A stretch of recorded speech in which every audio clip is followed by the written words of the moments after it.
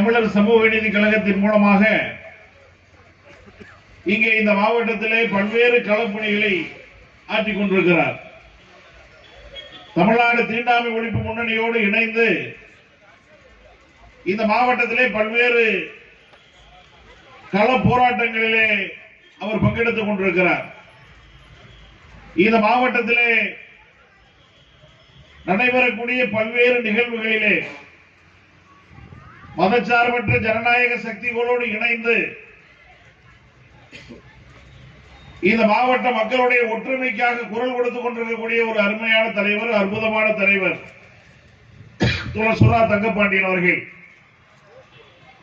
ஆகவே அவர் முன்னெடுத்திருக்கிற இந்த சமூக நீதி வெல்லட்டும், பொது உடைமை மலரட்டும் என்ற இந்த முழக்கத்தை நம்முடைய இந்த தேர்தலில் மட்டுமல்ல, எதிர்கால நம்முடைய சந்ததியினருக்கும் இந்த செய்தியை கொண்டு போய் சேர்க்க வேண்டும் என்பதை நான் இந்த நேரத்தில் தெரிவித்துக் கொள்ள விரும்புகிறேன்.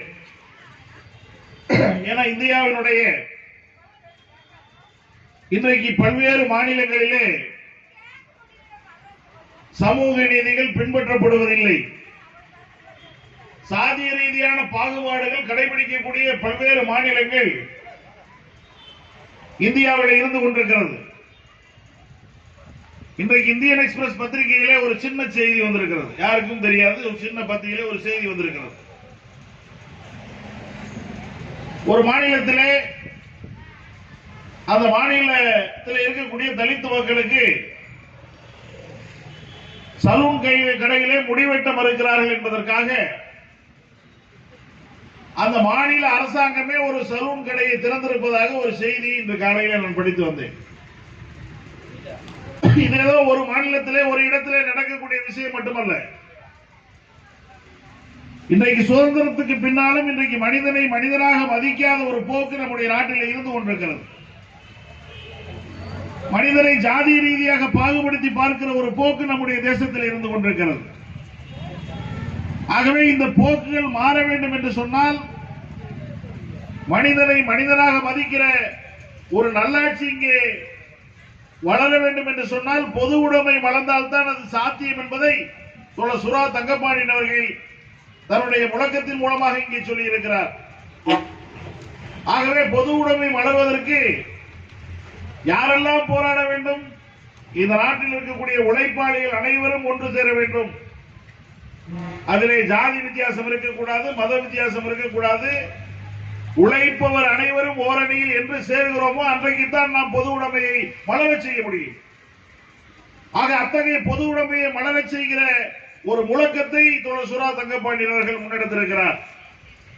இன்றைக்கு இந்தியாவிலே பாரதிய ஜனதா கட்சியினுடைய ஆட்சி வந்த பிறகு இந்திய நாட்டிலே நிம்மதியாக யாரும் வாழ முடியவில்லை. அமைதி பூங்காவாக இருக்கிற தமிழ்நாட்டிலே கூட எதை கலவரத்தை உருவாக்க முடியுமா என்று பார்த்துக் கொண்டிருக்கிறார்கள்.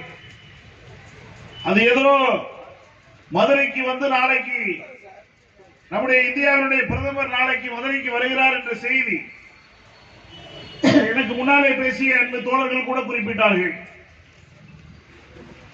நம்முடைய இந்தியாவுடைய பிரதமர் எந்த ஊருக்கும் போலாம், மதுரைக்கு அவர் வருவதை பற்றி நமக்கு எந்த ஆட்சேபனையும் கிடையாது. ஆனால் வருகிறவருக்கு என்ன நோக்கம் இருக்கிறது என்பதுதான் நாம் கேட்கிற கேள்வி. தமிழ்நாட்டினுடைய முதலமைச்சர் கடந்த ஒரு மாதத்துக்கு முன்னால் நம்முடைய திண்டுக்கலுக்கு வருகிறார். அதுக்கு முன்னால் ஒரு 4 ஆண்டுகளுக்கு முன்னால் திண்டுக்கலுக்கு வருகிறார். இப்போது அந்த ஒரு மாதத்துக்கு முன்னால் இங்கே திண்டுக்கலுக்கு நம்முடைய தமிழ்நாட்டினுடைய முதலமைச்சர் வருகின்ற போது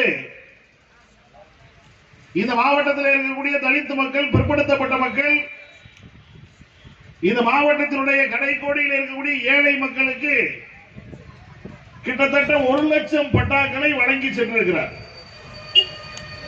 இந்த ஒட்டஞ்சத்திரம் சட்டப்பேரவை தொகுதி உட்பட ஒட்டஞ்சத்திரம் பழனி சட்டமன்ற தொகுதிக்கு உட்பட்ட இந்த பகுதியிலே காவிரியிலிருந்து ஒரு புதிய கூட்டு குடிநீர் திட்டத்தை, ஒரு 1200 கோடி ரூபாய் மதிப்புள்ள திட்டத்தை அர்ப்பணிப்பதற்காக நம்முடைய திண்டுக்கல்லுக்கு வந்து சென்றிருக்கிறார். ஆனால் தமிழ்நாட்டுக்கு வருகை தரப்போகிற, நாளை வருகை தரப்போகிற நம்முடைய நாட்டினுடைய பிரதமர் என்ன செய்ய போகிறார் என்ற கேள்விதான் நமக்கு முன்னாடி இருக்கிறது. இதே மதுரையிலே மெட்ரோ திட்டம் செயல்படுத்த மாட்டேன் என்று சொல்லிவிட்டார்கள். மெட்ரோ ரயில் மதுரையில் விடுவதற்கு 8500 கோடி ரூபாய் மதிப்பீடு தயார் செய்யப்பட்டாலும் கூட இங்கு மக்கள் தொகை போடாது என்பதற்காக மதுரை மெட்ரோ திட்டத்துக்கான அந்த திட்டத்தையே மத்திய அரசாங்கம் கைவிட்டு விட்டது. ஏன் மதுரையில் இருப்பவர்கள் எல்லாம் மெட்ரோ ரயில் பயணிக்க மாட்டார்களா? இதோ நம்முடைய கோயம்புத்தூரிலே மெட்ரோ ரயில் திட்டத்துக்கு 9000 கோடி ரூபாய். அந்த திட்டத்தையும் இங்கேயும் மக்கள் தொகை பத்தாது என்று கை கழுவி விட்டார்கள். ஆனால் பாஜக ஆளக்கூடிய மாநிலங்களுக்கெல்லாம் இந்த மக்கள் தொகை கணக்கிலேயே எடுத்துக் கொள்ள மாட்டார்கள். டெல்லிக்கு பக்கத்தில் இருக்கக்கூடிய குருகிராம் என்ற ஒரு பகுதி, நம்ம ஊரை விட சின்ன ஊரு, வெறும் 15 லட்சம் மக்கள் வசிக்கக்கூடிய கோவையை விட சின்ன ஒரு நகரம். குருகிராமுக்கு மெட்ரோ ரயில் திட்டத்தை அமலாக்கியிருக்கிறார்கள். டெல்லிக்கு அருகாமையில் இருக்கக்கூடிய நொய்டா வெறும் 6 லட்சம் மக்கள் தொகை கொண்ட அந்த ஊருக்கு மெட்ரோ திட்டத்தை அமலாக்கி இருக்கிறார்கள். ஆனால் மதுரைக்கும் கோவைக்கும் மெட்ரோ திட்டத்திற்கான ஒதுக்கீட்டை செய்ய மாட்டேன் என்று மோடியினுடைய அரசு மறுப்பதற்கான காரணம் என்னவென்று கேட்டால், இங்கு ஆளக்கூடிய கட்சி பாரதிய ஜனதா கட்சிக்கு எதிராக செயல்படக்கூடிய கட்சி. தமிழர்கள் எல்லாம், தமிழ்நாட்டை சேர்ந்தவர்கள் எல்லாம் பாஜகவுக்கு வாக்களிக்கவில்லை. ஆகவே நாங்கள் தமிழ்நாட்டுக்கான எந்த திட்டத்தையும் செயல்படுத்த மாட்டோம் என்று கூறிவிட்டு அதை மறைமுகமாக வைத்துக் கொண்டு மக்கள் தொகையை காரணமாக சொல்லி இந்த திட்டங்களை எல்லாம் நிராகரித்துவிட்டு நம்முடைய மோடி அவர்கள் வருகை இருந்து கொண்டிருக்கிறார். அது மட்டுமல்ல, எய்ம்ஸ் மருத்துவமனை, மதுரையில் ஒரு மிகப்பெரிய எய்ம்ஸ் மருத்துவமனை, திண்டுக்கல்ல ஒரு மருத்துவக் கல்லூரி, இங்கே நம்முடைய ஒட்டஞ்சத்திரத்திலே அரசு மருத்துவமனையிலே பெரிய விரிவாக்க பணிகள் நடைபெற்றிருக்கிறது. இங்கே மருத்துவ சிகிச்சை எடுத்துக் கொள்வதற்கான வாய்ப்புகள் இங்கே உருவாக்கப்பட்டிருக்கிறது. இதை தாண்டி நீங்க திண்டுக்கல் சென்றால் திண்டுக்கல்லுடைய அரசு மருத்துவக் கல்லூரி மருத்துவமனையிலே உயிர் காக்கக்கூடிய சிகிச்சைகள் எல்லாம் கொண்டு வர வேண்டும் என்று நாம் எல்லாம் கோரிக்கை வைத்துக் கொண்டிருக்கிறோம். மதுரையில எய்ம்ஸ் மருத்துவமனை அமைக்கப்பட்டால் இது ஒட்டுமொத்த தமிழ்நாட்டுக்கு, தமிழ்நாட்டில் இருக்கக்கூடிய அனைத்து மக்களும் எல்லா விதமான உயிர் காக்கக்கூடிய சிகிச்சைகளையும் மதுரையிலே பெற முடியும் என்று கோரிக்கை வைத்து அந்த திட்டத்தை அறிவித்தார்கள். இதே காலத்திலே உருவாக்கப்பட்ட இமாச்சல் பிரதேசத்தினுடைய அந்த மருத்துவமனை அங்கே உருவாக்கப்பட்டு செயல்படுத்தப்படுகிறது. ஆனால் தமிழ்நாட்டில் ஒரே செங்கல்ல வச்சுட்டு போனவர் திரும்பி வரல. இப்பதான் கட்டுமான பணி நடந்து கொண்டிருக்கிறது. 27க்குள் நிறைவு செய்வோம் என்று அறிவித்தவர் இன்னும் அந்த பணி முடியல. நாளைக்கு திறந்து வைக்க போறான்னா அவருக்கு திறப்புழா பட்டியலில் அந்த எய்ம்ஸ் மருத்துவமனை இல்லை. கட்டடம் கட்டினா கூட திறப்பாங்களாங்கிறது உத்தரவாதம் கிடையாது. அங்க எய்ம்ஸ் மருத்துவமனை அறிவிச்சாச்சு. மருத்துவக் கல்லூரி மாணவர்களுக்கு அட்மிஷன் போடுறாங்க. இங்க இருக்கக்கூடிய மருத்துவக் கல்லூரி மாணவர்கள் எங்க போய் படிக்கிறாங்கன்னா ராமநாதபுரம் மெடிக்கல் காலேஜில் போய் படிச்சுட்டு இருக்காங்க. பேரு மதுரை எய்ம்ஸ் மருத்துவமனை. அவர்கள் படிப்பது ராமநாதபுரம் தமிழ்நாடு அரசாங்கத்துக்கு சொந்தமான அரசு மருத்துவக் கல்லூரி மருத்துவமனையில் மாணவர்களாக படித்துக் கொண்டிருக்கிறார்கள்.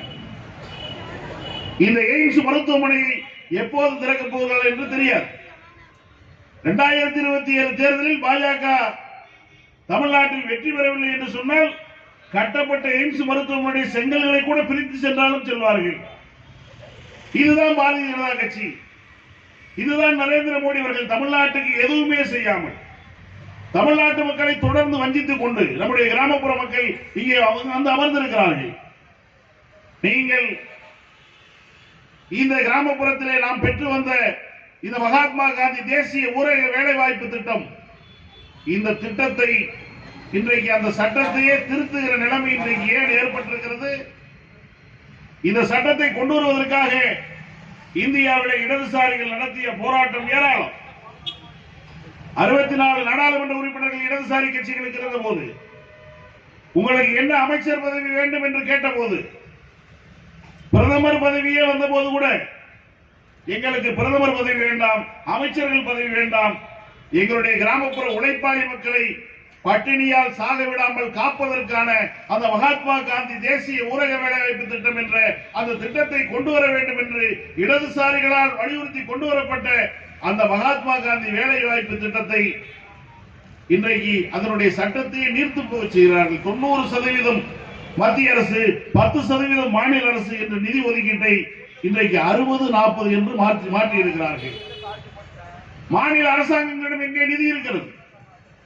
இங்கே வசூலிக்கிற நிதி முழுவதையும் டெல்லியில எடுத்துக் கொண்டு போய் வைத்துக் கொண்டிருக்கிறார்கள். நாம் செலுத்தக்கூடிய ஜிஎஸ்டி வரி, எல்லாவற்றுக்கும் ஜிஎஸ்டி செலுத்திக் கொண்டிருக்கிறோம். நாம் குடிக்கிற காப்பியிலிருந்து துவங்கி எல்லா பொருள்கள் மீதும் வரியை கட்டிக் கொண்டிருக்கிறோம். இந்த ஜிஎஸ்டி வரும் முழுவதையும் ஸ்டேட் ஜிஎஸ்டி, சென்ட்ரல் ஜிஎஸ்டி, ஒட்டுமொத்த ஜிஎஸ்டி வசூல் பண்ணி கொண்டு போய் மத்திய அரசாங்கம் வைத்துக் கொண்டு அதிலையும் கூட தவணைத்தான் தமிழ்நாட்டுக்கு நிதி கொடுத்துக் கொண்டிருக்கிறார்கள். தமிழ்நாடு மட்டுமல்ல, பக்கத்தில் இருக்கக்கூடிய கேரள மாநிலம், இடது முன்னணி ஆளக்கூடிய கேரள மாநிலத்திற்கும் இத்தகைய அநீதியை செய்து கொண்டிருக்கிறார்கள். நம்முடைய பிள்ளைகள் எல்லாம் இன்னைக்கு தமிழ்நாட்டுடைய பள்ளிகள், தமிழ்நாட்டில் இருக்கக்கூடிய அரசு பள்ளிகள் இன்றைக்கு மிகச்சிறந்த பள்ளிகளாக உருவாகி கொண்டிருக்கிறது. இந்த பள்ளிகளுக்கெல்லாம் மாணவர்களை, ஏழை மாணவர்களுக்கு கல்வி கொடுப்பதற்காக இந்த அரசு காலை உணவு திட்டம் போட்டு குழந்தைகளை காலையிலேயே பள்ளி கொண்டு வந்து சேர்த்துக் கொண்டிருக்கிறார்கள். உயர்கல்வி படிக்கக்கூடிய மாணவர்களுக்கு மாதம் 1000 ரூபாய் உதவித்தொகை கொடுத்து கல்லூரி வரைக்கும் படிக்கிற மாணவர் பட்டாளத்தை தமிழ்நாட்டில் உருவாக்கி கொண்டிருக்கிறார்கள். திராவிட முன்னேற்ற கழகத்தினுடைய அரசு கல்விக்காக செய்யக்கூடிய இந்த சிறப்புமிக்க பணிகளை மத்திய அரசு வேடிக்கை பார்த்துக் கொண்டிருக்கிறது. மாநிலங்களுக்கு கொடுக்க வேண்டிய கல்விக்கான நிதியை கொடுக்க மறுக்கிறார்கள். காரணம் என்னன்னு கேட்டா, நாங்க சொல்ற பேரை உங்க கல்வி நிலையத்துக்கு முன்னால வைக்கணும், பிஎம் ஸ்ரீன்னு பேர் வச்சாதான் அந்த உங்களுக்கு நிதி கொடுப்போம் என்று சொல்லுகிறார்கள். புதிய கல்விக் கொள்கை அமலாக்க வேண்டும் என்று சொல்கிறார்கள். புதிய கல்விக் கொள்கை என்ன சொல்கிறது என்று சொன்னால், நீங்கள் 8ஆம் வகுப்பு வரைக்கும் 3 தேர்வுகளை ஒரு மாணவர்கள் எழுத வேண்டும். 5ஆம் வகுப்பிலே 3ஆம் வகுப்பிலே பொது தேர்வு, 5ஆம் வகுப்பிலே பொது தேர்வு, 8ஆம் வகுப்பிலே பொது தேர்வு, 8ஆம் வகுப்பு வரைக்கும் பார்ப்பாங்க. 8ஆம் வகுப்புல நீங்க தேர்ச்சி அடையவில்லை என்று சொன்னால் அந்த மாணவன் அவருடைய தகப்பன் செய்யக்கூடிய குலத்தொழிலுக்கு செல்ல வேண்டும். தகப்பன் ஒரு செருப்பு தைக்கக்கூடிய தொழிலாளியாக இருந்தால் மகன் படித்து முன்னேறக்கூடாது, அவன் மீண்டும் செருப்பு தைக்கக்கூடிய வேலைகளுக்கு செல்ல வேண்டும். ஒரு துப்புரவு தொழிலாளியுடைய மகன் மார்க் மதிப்பெண் எடுக்கவில்லை என்று சொன்னால் அவன் மீண்டும் துப்புரவு பணிக்கு செல்ல வேண்டும். அவருடைய பிள்ளைகள் உயர்கல்விக்கு செல்லக்கூடாது.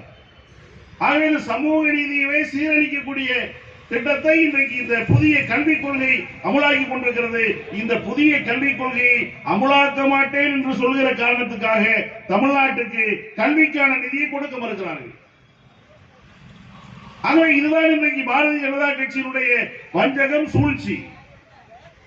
இன்றைக்கு தமிழ்நாட்டிலே இருக்கக்கூடிய நம்மை போன்ற உழைப்பாளி மக்கள், அடித்தட்டு மக்கள் நமக்கான திட்டத்திற்கான நிதியை பறித்திருக்கிறார்களே, அதனுடைய பேரை ஏதோ ராமர் பேர்னு நம்ம சொல்லி ஏமாத்திட்டு இருக்காங்க.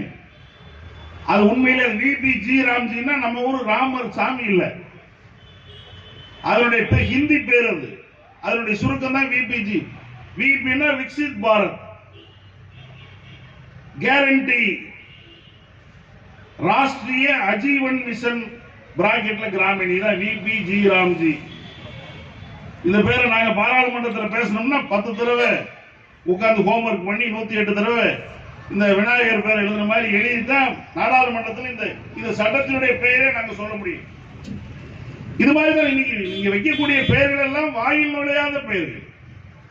தமிழ்நாட்டுடைய சபாநாயகரே பாத்தீங்கன்னா எங்க பேரெல்லாம் உச்சரிக்கிறதுக்கு ரொம்ப ரொம்ப சிரமப்படுவார். நீங்க சேலத்தினுடைய நாடாளுமன்ற உறுப்பினர் பேரு செல்வ கணபதி. செல்வ கணபதினு அவங்களால உச்சரிக்க முடியாது, ஹிந்தி பேசுறாள், அந்த காலம் வராது அவங்களுக்கு. சச்சிதானந்தம் என்னுடைய பேர் அவங்களால உச்சரிக்க முடியாது. என்ன பேர் சொல்றாங்கன்னு நாங்க ரொம்ப மைக்கு காதுல வச்சு கேட்டுட்டே இருப்போம்.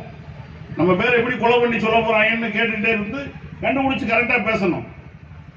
ஆகவே இவர்கள் மொழியை மட்டும் கொலை செய்யவில்லை, நம்முடைய மொழி உரிமை மட்டும் அவர்கள் பறிக்கவில்லை. எல்லோரும் இந்த நாட்டிலே, நம்முடைய தமிழ்நாட்டிலே இருமொழி கொள்கை அமலில் இருக்கிறது. மூன்றாவது மொழியாக ஹிந்தியை கட்டாயமாக படிக்க வேண்டும் என்கிறார்கள். இந்தியாவில் எல்லா மாநிலங்களும் ஹிந்தி பேசக்கூடிய மக்கள் கிடையாது. நீங்க மராட்டிய மாநிலத்திலேயே மராட்டிய மொழி ஹிந்தி பேசியதால் மராட்டிய மொழி அழிந்து விட்டது என்று அதற்கு எதிராக போராட்டம் நடத்தி கொண்டிருக்கிறார்கள். ஒரு மொழி இன்னொரு மொழிக்கு எதிரி கிடையாது. அது ஒருவருடைய விருப்பம் என்று அனுமதிக்க வேண்டுமே தவிர அதை எதிர்த்து நீங்க ஒரு மொழியை நீங்க கட்டாயமாக நீங்கள் ஹிந்தியை படிக்க வேண்டும் என்று சொல்வதற்கு யாருக்கும் உரிமை கிடையாது. ஆகவே இதையெல்லாம் செய்வது காரணத்தினால் தான் தமிழ்நாடு அரசு, கேரள அரசு போன்ற அரசுகள் எல்லாம் நாங்கள் புதிய கல்விக் கொள்கையை அமலாக்க வேண்டும் மாட்டோம் என்று முடிவெடுத்திருக்கிறார்கள். புதிய கல்விக் கொள்கையை அமலாக்கவில்லை என்று சொன்னால் உங்களுக்கு நிதியே கொடுக்க மாட்டேன் என்று நமக்கான நிதியை மறுத்துக் கொண்டிருக்கிறார்கள். இதையெல்லாம் தாண்டி தான் இன்றைக்கு தமிழ்நாடு அரசு இவ்வளவு பணிகளை செய்து கொண்டிருக்கிறது. கேரள மாநில அரசு, இடது முன்னணி அரசு, இங்க இருக்கக்கூடிய திராவிட முன்னேற்ற கழக அரசு, இந்த இரண்டு அரசுகளும் சொந்த நிதியிலிருந்து, சொந்த மாநிலத்தினுடைய முயற்சியிலிருந்து கல்வியில் சிறந்த மாநிலங்களாக இன்றைக்கு உயர்ந்து கொண்டிருக்கிறது. பாஜகவினுடைய ஆதரவு இல்லாமலே. ஆனால் இன்றைக்கு இந்த பாஜகவோடு கைகோர்த்துக் கொண்டிருக்கக்கூடிய அண்ணா திராவிட முன்னேற்ற கழகம் என்னைக்காவது தமிழ்நாட்டுக்கு நிதி கொடுக்கவில்லை என்ற கோரிக்கையை, இவர்களும் தமிழர்கள் தானே, தமிழ்நாட்டிலே கடந்த காலத்தில் ஆட்சி நடத்தினவர்கள் தானே, தமிழ்நாட்டுக்கு நிதி கொடுக்கவில்லை என்று சொன்னால் தமிழ்நாட்டுக்கான கோரிக்கை அவர்கள் எழுப்பணுமா இல்லையா? நாடாளுமன்றத்துக்கு முன்னால் லோக்சபால எம்பி கிடையாது உங்களுக்கு. ராஜ்யசபாவில் இருக்கக்கூடிய அதிமுக உறுப்பினர்கள் எல்லாம் தமிழ்நாட்டுக்கு நிதி கொடுங்கள் என்று கடந்த 5 ஆண்டு காலம், கடந்த 10 ஆண்டு காலத்திலும் அவர்கள் வாய் திறந்து பேசியது கிடையாது. இன்னும் சொல்ல போனால் இந்த திட்டத்தை, மகாத்மா காந்தி தேசிய ஊரக வேலைவாய்ப்பு திட்டத்தை, 100 நாள் வேலைவாய்ப்பு திட்டத்தை நீர்த்து போக செய்கிறார்கள். அதற்கான சட்டத்தை, அதற்கான நிதியை குறைக்கிறார்கள். இதை ஆதரித்து இந்த சட்டத்தை எதிர்த்து வாக்களித்தவர்கள் நாங்கள் எல்லாம் கொண்டு வரக்கூடாது என்று இந்தியா கூட்டணியுடைய எம்பிக்கள். ஆனால் இந்த சட்டத்தை ஆதரித்து இந்த திட்டத்தை க்ளோஸ் பண்றதுக்கான முயற்சி எடுப்பதற்கு ஆதரவு கொடுத்துக் கொண்டிருக்கக்கூடிய இயக்கம் அண்ணா திராவிட முன்னேற்ற கழகம். அதுல யாரும் வித்தியாசம் கிடையாது. எடப்பாடி பழனிசாமியாவது, டிடிவி தினகரனாவது, சசிகலாவது, எல்லா குரூப்ல இருக்காலும் ஆதரிக்கிறது அங்க. ஆகவே இவர்கள் ஆதரவு தெரிவிப்பது எதற்காக? தமிழ்நாட்டை பாதுகாப்பதற்கல்ல. தமிழ்நாட்டுக்கான இந்த உரிமைகள் மீதெல்லாம் பாஜக அரசு தாக்குதல் தொடுகிற போது தமிழ்நாட்டுக்காக குரல் கொடுக்காதவர்கள். ஏற்கனவே கடந்த காலத்திலே புரட்சி தலைவி ஜெயலலிதா அவர்கள் தமிழ்நாட்டிலே பேசியிருக்கிறார். என்ன பேசியிருக்கிறார்? ஒரு முறை நான் பாஜகவுக்கு ஆதரவு கொடுத்து மிகப்பெரிய வரலாற்று தவறை செய்துவிட்டேன், அதற்காக நான் தமிழ்நாட்டு மக்களிடம் பகிரங்க மன்னிப்பு கோருகிறேன் என்று தமிழ்நாட்டுடைய முன்னாள் முதலமைச்சர் ஜெயலலிதா அவர்கள் சொன்னார். ஜெயலலிதாவுடைய படத்துல பாக்கெட்ல வச்சிருக்கக்கூடிய எடப்பாடி பழனிசாமி அவர்கள் இன்றைக்கு அவரும் சொன்னார் போன தேர்தலில், நாங்கள் பாஜகவோடு எந்த காலத்திலும் கூட்டணி சேர மாட்டோம். இந்த தேர்தலில் அவர்கள் என்ன காரணத்திற்காக கூட்டணி சேர்ந்திருக்கிறார்கள்? இவ்வளவு அநீதிகளை இணைத்துக் கொண்டிருக்கூடிய பாஜகவுக்கு காவடி தூக்குற வேலையை இன்றைக்கு அதிமுக செய்து கொண்டிருக்கிறது. இவருக்கு பிஜேபி ஆள் வந்தா அதிமுகவுடைய முன்னாள் மந்திரிகள் எல்லாம் போய் வரவேற்பு கொடுக்கிறாங்க. திண்டுக்கலுக்கு ராம சீனிவாசன் ஒரு பிஜேபி தலைவர் வந்தார், மதுரைக்கார். அவர் வார்டு கவுன்சிலராக கூட ஆனது கிடையாது. அவரை தேடி நம்முடைய அதிமுக 2 அமைச்சர்கள், முன்னாள் அமைச்சர்கள் 2 பேரும் போய் 2 மணி நேரம் திண்டுக்கல் பைபாஸ்ல காத்திருக்காங்க ராம சீனிவாசனை துண்டு போட்டு வரவேற்பதற்காக. அதிமுக நிலைமை இவ்வளவு கேவலமாக மாறிவிட்டது. அதிமுக தொண்டர்கள் உங்களுடைய கட்சியே சிதைத்த இயக்கம் பிஜேபி என்பதை மறந்து விடாதீர்கள். நீங்க அம்மாவினுடைய மறைவுக்கு பிறகு பாஜகவினுடைய ஒவ்வொரு தலைவரும் அதிமுகவினுடைய ஒவ்வொருவராக கை வைத்து இன்னைக்கு ஒட்டுத்து அதிமுகவும் சிதைத்து விட்டு இன்னைக்கு பாஜகவினுடைய அடிமை கட்சியாக அவர் மாற்றி வைத்திருக்கிறார்கள். அண்ணா திராவிட முன்னேற்ற கழகம் என்ற பெயர் இந்த நாடாளுமன்றத்துக்கு பின்னால் தேர்தலுக்கு, இந்த சட்டமன்ற தேர்தலுக்கு பின்னால் அமித்ஷா திராவிட முன்னேற்ற கழகம் என்று மாறுவதற்கான வாய்ப்புகள் இருக்கிறது. ஆகவே நம்முடைய தமிழ்நாட்டு மக்களை தொடர்ந்து புறக்கணித்துக் கொண்டிருக்கூடிய பாஜக, அதோடு கூட்டு சேர்ந்திருக்கக்கூடிய அதிமுகவை நீங்கள் அடையாளம் காண வேண்டும். நம்முடைய தமிழ்நாட்டுக்கு தொடர்ந்து துரோகம் செய்திருக்கக்கூடிய இந்த இயக்கங்களோடு கரம் கோர்த்திருக்கக்கூடிய அம்மா ஜெயலலிதாவுடைய கொள்கையை எதிர்த்து இன்றைக்கு கூட்டணி சேர்ந்திருக்கக்கூடிய இந்த கூட்டணியை தமிழ்நாட்டிலே கட்டாயம் தோற்கடிக்க வேண்டும். இன்னும் சொல்ல போனால் இப்போது இளைஞர்களுக்கெல்லாம் கூட புதிதாக ஒருவர் வந்துவிட்டதாக எங்கு பார்த்தாலும் செய்திகள் வந்து கொண்டே இருக்கிறது. அவரு இங்க நம்ம சூறாவா அந்த சூறாவான்னு பார்த்தோம்னா யார் கதாநாயகன்? அவர் திரையிலே வேண்டுமானால் ஒரு கதாநாயகனாக இருக்கலாம் அந்த சூறா. ஆனா உண்மையிலான கதாநாயகன் யாரு? நம்ம சூறா தான். இவர்தான் உங்கள் மத்தியிலே களப்பணியாற்றுகிறார். உங்கள் மத்தியிலே நீங்கள் சந்திக்கக்கூடிய பிரச்சனைகளுக்கு உங்களுக்கு தலைமை தாங்குகிற ஒரு தலைவராக இருக்கக்கூடியவர் தான் உண்மையான தலைவராக இருக்க முடியுமே தவிர, சொந்த தொண்டன் கூட்டத்தின் நெரிசல்ல செத்து போயிட்டா தப்பிச்சு எப்படா சென்னைக்கு ஓடலாம்னு சத்தம் இல்லாம ஓடவர் தான் சிறந்த தலைவர்னு இன்னைக்கு ஒரு கூட்டம் வேற போயிட்டு இருக்கு. நம்பி, அவரை நம்பி, அந்த இளைஞர்களை நான் குறை சொல்லவில்லை, இதை நம்பி சென்று கொண்டிருக்கிறார்கள். இன்னைக்கு திரையிலே பார்ப்பவர்கள் எல்லாம் இன்றைக்கு தரையிலே எவ்வாறு நடந்து கொள்வார்கள் என்பதற்கு பல உதாரணங்கள் இருக்கிறது நம்முடைய நாட்டிலே. ஆகவே உண்மையிலேயே நாட்டு மக்களுக்காக குரல் கொடுத்தவர்கள், போராடியவர்கள் இன்றைக்கு இங்கே தமிழ்நாட்டில் இருக்கக்கூடிய அரசியல் கட்சிகள், இவர்களுக்கெல்லாம் ஒரு வரலாறு இருக்கிறது. இவர்களுக்கெல்லாம் ஒரு போராட்ட பாரம்பரியம் இருக்கிறது. இந்த போராட்ட பாரம்பரியத்தில் தாண்டி ஒருவர் டைரக்டா வந்து சினிமால இருந்து நேரடியா குதிச்சு நான் நேரடியா சட்டசபைக்கு தான் போவேன், முதலமைச்சராக தான் ஆவேன்னு ஒருத்தர் வந்து தமிழ்நாட்டு மக்களை ஏமாற்றலாம் என்று நினைத்தால், அவர்களுக்கு பின்னால் இளைஞர்கள் வருவார்கள் என்று நம்பினால் நிச்சயமாக தமிழ்நாடு அப்படிப்பட்ட மாற்றத்தை நிச்சயமாக கொடுக்காது. இன்றைக்கு இந்தியாவினுடைய தேவை, தமிழ்நாட்டினுடைய தேவை, தமிழ்நாட்டினுடைய மக்களுக்கு மக்கள் ஒற்றுமையை உயர்த்தி பிடிக்கிற, இன்றைக்கு சமூக நீதியை வலியுறுத்துகிற, இன்றைக்கு மத ரீதியான பாகுபாடுகளை எல்லாம் நம்முடைய இந்தியாவிலே ஒழிக்க வேண்டும் என்று குரல் கொடுக்கக்கூடிய திராவிட முன்னேற்ற கழகம் தலைமையிலான கூட்டணி தமிழ்நாட்டிலே மீண்டும் ஆட்சிக்கு வருவதுதான் தமிழ்நாட்டை பாதுகாப்பதற்கு, தமிழர்களை பாதுகாப்பதற்கு பயன்படும் என்பதை இந்த நேரத்தில் சொல்லி, சமூக நீதி கழகம் எடுத்திருக்கக்கூடிய இந்த முன்முயற்சி, இந்த கூட்டத்தினுடைய முடிவுகளை நீங்கள் இருக்கிற ஒவ்வொரு கிராமங்களிலும் வீடு வீடாக சென்று எடுத்து செல்ல வேண்டும். இந்த ஆட்சி அடித்தட்டு மக்களுக்கு செய்திருக்கக்கூடிய பணிகள், நம்முடைய தமிழ்நாட்டுக்கு துரோகம் செய்திருக்கக்கூடிய பிஜேபி, அதிமுக, இன்றைக்கு திரையில் தோன்றுகிறவர்கள் நம்முடைய நாட்டிலே மாற்றத்தை உருவாக்கவில்லை என்ற செய்தி, இவற்றை எல்லாம் நீங்கள்